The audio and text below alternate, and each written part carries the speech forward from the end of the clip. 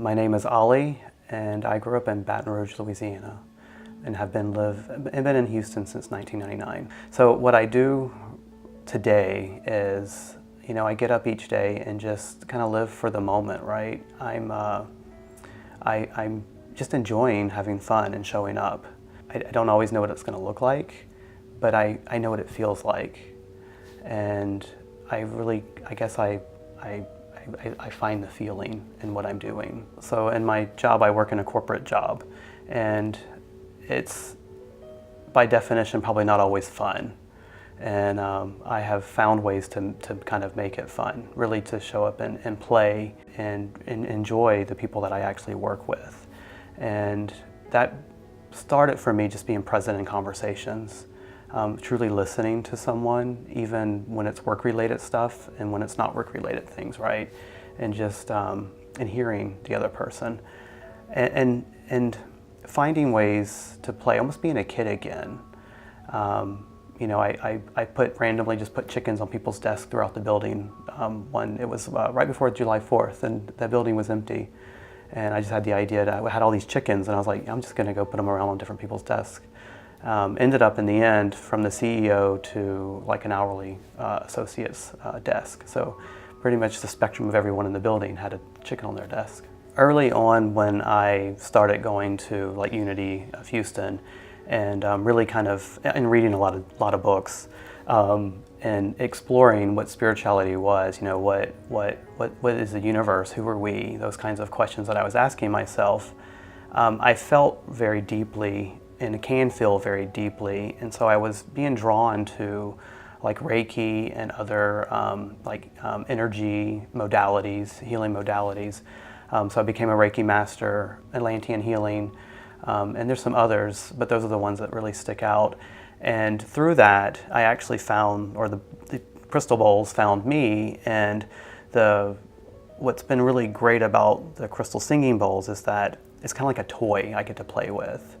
And so all of the energy, I guess, work, healing modalities that I've learned, I almost feel like I'm able to present them to a broader audience, right, with the crystal singing bowls. They're fun to play. When you hear the sound, and when you're going around with the wand, it's like my eyes are focused, my mind is focused, and it's just the sound and the action, the emotion of what I'm doing. And that's kind of keeps me really present in the moment, and I would say very grounded. It was one Monday morning when I went to work. The mood in the building was just not pleasant. Everyone was pretty much everyone was in a foul mood. At your office? At my office, yeah. And it didn't matter who you spoke to. You'd even just say good morning to someone, and it was just, you got a grump back. Everyone was just very grumpy that morning. And so I actually brought my practitioner's bowl in, this one, and I took it to 3 meetings. I didn't know what I was going to do with it. And then when I brought it in, people saw that I had it, and they're like, oh, you should bring it to the meeting we're going to. And so I did. And then after that one, I brought it to another meeting, and then ended up going to 3 meetings. And when I played it, everyone got quiet, like in the meeting. And I could see that there were a few people that were looking, like, oh, what is he doing? But most everyone actually closed their eyes and just listened to the sound. And, that's what I get when I play the singing bowls, right, is to see that kind of response. So I was like, well, the universe is speaking to me. So I emailed our chief HR officer, and literally went up to her office that same moment and talked to her about the Monday and the crystal singing bowls and meditation. And so now I'm actually holding meditations. We do meditations at work every Thursday. It's been every Thursday. And between 30 and 40 people have been showing up each time. I went to college, got my degree, and got the job that I was supposed to get, based on the college degree that I got. And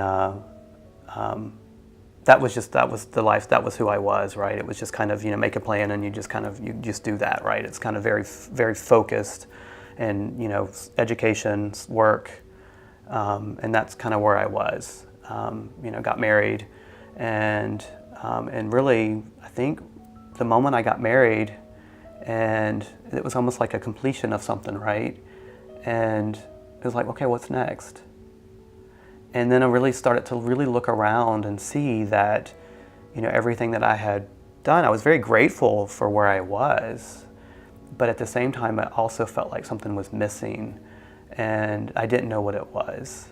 And that's where my search, started. Right, I started reading books, and then found Unity of Houston, and went and heard lots of speakers talk, and went to lots of different workshops, and just really finding who I am, like in the bigger picture of life.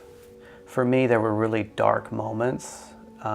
Just when it's almost like you're going through this process of forgiveness, of forgiving not only yourself, but everyone around you, like maybe even your past and into your present.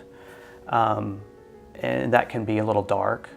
But for me, I always see the love through that dark. And there were always things that reminded me of the love, right? Like I could blame my parents for things, right? And that could become very dark for a person. But for me, I always, remembered that I'm here right now in this moment, in this life that I have, and I had to go through all of that to get here.